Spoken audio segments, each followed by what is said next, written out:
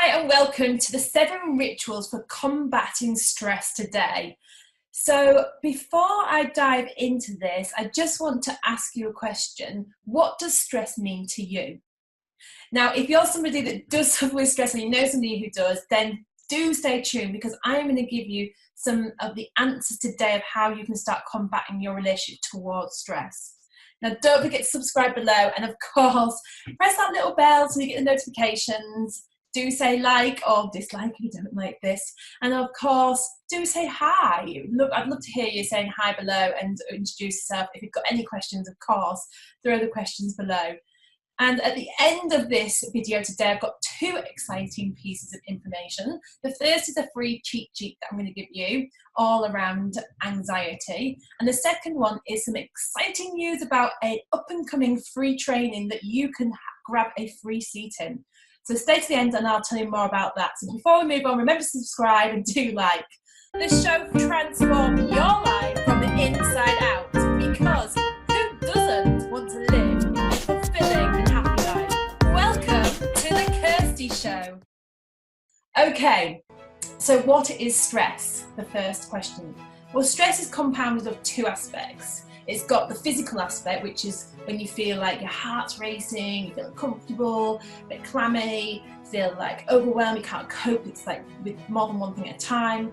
And then there's the psychological aspect, which is really interesting because the psychological aspect is really our reaction to things on the outside world. So really, it's our reaction to things, to our environment. That's what stress, the psychological aspect of stress is. So really, that means that it lives between this ear and this ear, because it's not really on the outside, but the outside really can't harm us, but we react to the outside internally, and that's what causes the chemical reaction and stress within the body.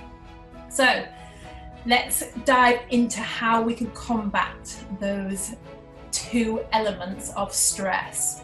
So the first part of this is mindset, which is fascinating. It fascinates me, this bit. So mindset has so much of an impact on how you feel, you would not believe it. So for example, I could line up 100 people and ask them this very same question, which is what I asked you at the start of this video. What is your opinion of stress? And I would get one of 2 answers, which I'm sure you've probably in your head now chosen one of these. The first one would be, stress is awful, I don't like it, it makes me feel horrendous, I don't want it anywhere near me. And the second thing would be, actually I think we need a bit of stress because I need to be able to reach my goals, I need to feel motivated, I need to kick up the bum. I need stress to be able to actually become the person that I want to become. So there'd be 2 aspects to this answer. So the question to you again is, what is your opinion of stress? And the reason for that is this. In America, they took 100 people who were deemed already stressed, and they asked them that very question. What is your opinion of stress? What they found in this study blows my mind. They found that those that thought stress was bad for them had a 44% increase of premature death. Yep, premature death. And those that thought that it was good for them, not only was it a lot lower, it's actually lower than those people that were not stressed in this present moment, but actually believed stress was bad for them. So not only does your mindset dictate kind of how it affects you, it actually also affects your health, which is massive. So my question to you again is, what is your opinion of stress? And if it is not that it is okay, then I suggest that you change that today. So that's point 1, mindset. Such a big impact, hey? Massive. So step 2 then on how to overcome and combat stress is organisation. Yep, right. So the more organised we become, the less hectic and overwhelmed we feel. And that's purely because we can chunk down on things rather than the mind tends to pull things all together in one big lump, and that's when we feel overwhelmed, which then makes us feel stressed. So chunking down into being organised is a really, really good way of doing that. And the most simplest thing that I can suggest to you is to do a to-do list. It is uber powerful, and it just takes stuff out of your head and puts it onto paper. And a hot tip is do it the night before, so like for example for tomorrow, you do it this evening, so that you're not taking all that to bed and you can't sleep because it's like overwhelming thinking and trying to dissect things. So do your to-do list the night before, so that in the morning it's there, you know what you've got to do, and wham bam, Abraham. So get organised, and that will help to reduce your stress levels significantly. So number 3, what's next? Number 3 is start the day as you mean to go on. What do I mean by this? Well, I mean get up and have some wonderful daily rituals. And if you're not sure what daily rituals are, I have a fantastic video all on this, so do link through to that after. What, in a nutshell, a daily ritual is things that really serve your soul, that make you feel good and make you feel alive and are nurturing. So they're the opposite to things that are non-nurturing, like waking up and getting straight onto your phone and checking your social media platforms. They're the opposite to waking up and getting stressed and worried and overthinking situations that you can't do anything about in this moment. They're the opposite to you basically waking up and starting the day on the back foot. So they're things like waking up, meditating, drinking water, moving your body, doing some affirmations, maybe having an attitude of gratitude diary, things like that. You start your day as you mean to go on. And one of the things that I've had to put a ban on myself with is, in the mornings, is having a ban on my own social media. So some mornings it's earlier than others, depending on what time my day starts. But for the first 2 hours of my day, I do not let myself go on any social media. So it might mean I've been up at 5 and it's 7 a.m. now and I'm on it, but the whole thing is to try and keep myself, the first couple of hours, everything I'm doing is nurturing my soul. Okay, can you hear my cat meowing in the background? That's Lilliput. Okay, so the next step. So let's just do a quick recap. So we basically, we changed our mindset, we got organised, and now we're starting our days we mean to go on. So the next step is part of that step, which is the attitude of gratitude. So up until maybe about 8 years ago, I never really understand the power of gratitude. And I think I probably saw it as a little bit like, oh, mum, you're brought up in a certain way and your mum will say please and thank yous. So I never really and of course I did, but I never really saw the real true power behind what gratitude actually is. Okay, well, the attitude of gratitude is a superpower as far as I'm concerned, because when you're in a state of gratitude and appreciation, you are not in your head. It's impossible to be overthinking things and be in a place of gratitude. So it's a super uber technique to be able to just get yourself out of a stressful state into a place of appreciation. And so when you get appreciative of things around you, you can't worry, you can't get stressed, because you can only be in one place at one time. So 3 things every day that you are grateful for and the reasons why. The next step, step 5, is body language. So why is body language so important? Well, we communicate in 3 ways. The words that we use, the tonality of the words, and body language. And actually, the words that we use are significantly less important than the tonality and your body language. In fact, it's only 7%. And you think so it's body language, it's tonality is like 28%, and the rest is body language. So that's incredible, isn't it?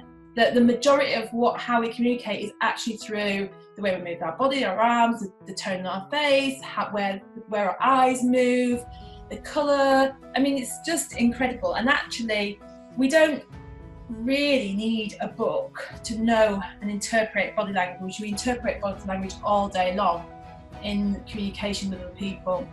So the way that we communicate is super important to how we feel.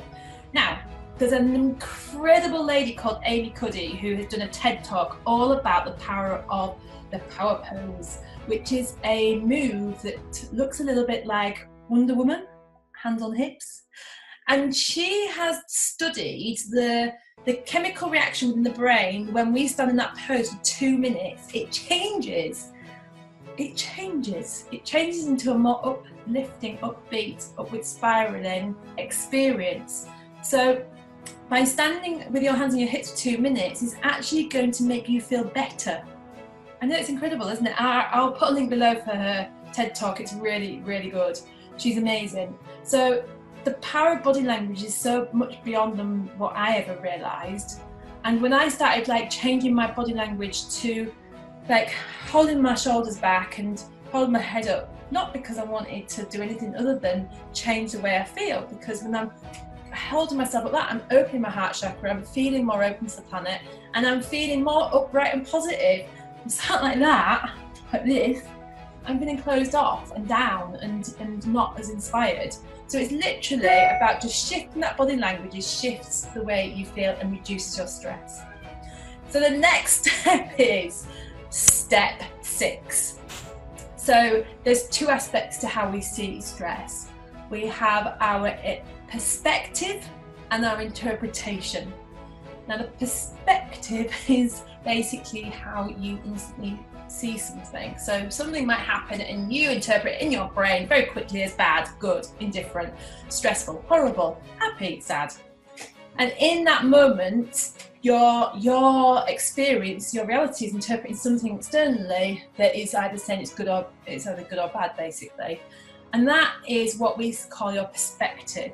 Now, interpretation is basically, is it really true how you have digested that information, or have you just actually grabbed historical past events and attached it to this present experience and come up with, this is awful, this is stressful, this is horrible? Well, the best thing I can say to you in this aspect is for you to basically ask yourself this simple question. When you feel yourself reacting to something and you're feeling stressed, ask yourself, is it really as bad as how I've interpreted it? It's a simple question, I know, but it's such a powerful one, because we do jump to the mind just goes to negative things all the time, and it jumps to conclusions and it creates stories and rah. So you just pull yourself back and just ask, like, have I interpreted that correctly? Do I really have all the facts here, or am I coming to conclusion and equaling stress? So simple question, but it's a really powerful one. So step 7 is, let's recap the whole lot and put it into play. So step 1, mindset. You change your mindset to stress not being a negative, but being something that actually supports and serves your experience. 2, you get organised. You start your to-do list tonight. 3, start your days you mean to go on. Implement your morning rituals to empower and inspire you. Step 4, we are now going to ask ourselves how we feel about stress so far. So have we changed yet? Are we feeling a little bit better for it? Are we? Okay, so moving on to step 4, which was gratitude. Starting to feel grateful about the things that we have, so that we can get out of the way of our minds and stop identifying with stressful thoughts and go into a state of appreciation. The next step is body language. The power pose, Amy Cuddy. By holding that pose, we change the chemical reactions in our bodies to make us feel more uplifted and more confident. And the final step, which was perception versus interpretation. How we perceive things and interpret them, we need to ask ourselves, have we actually interpreted that correctly? Do we have the full evidence and the full information, or are we jumping to conclusions? So enjoy and do implement that. If this made sense, please do comment below and say hi. And of course, don't forget to subscribe and share. Otherwise, I'm going to tell you all about my little bonuses now. So the first thing is, underneath I've popped a link to the ultimate 13 steps to be able to combat stress. So there's a little downloadable sheet there for you. And then also, my exciting news is I have got an up and coming training that is free, and it is all about, it's called The Ultimate Blueprint to Dissolving Anxiety and Stress in the next 4 weeks. And it's over 5 days. It's about 45 minutes each day over Facebook Live. Don't worry, nobody will be able to see you, but you'll be able to see me. The exciting thing is I'm going to be doing a live Q&A session where you'll be able to bring any questions you've got, and I will help you on the sessions. There's a limited amount of spaces, but it is obviously open to you guys if you've seen this YouTube upload. And put the link below, just click the link, and if you've got any friends that you think really could benefit from that training too, do share. Click the link, put your details in, and we'll keep you posted on when that's going to happen. Otherwise, remember to subscribe and like below. Have a fantastic day implementing your rituals to be able to combating stress today.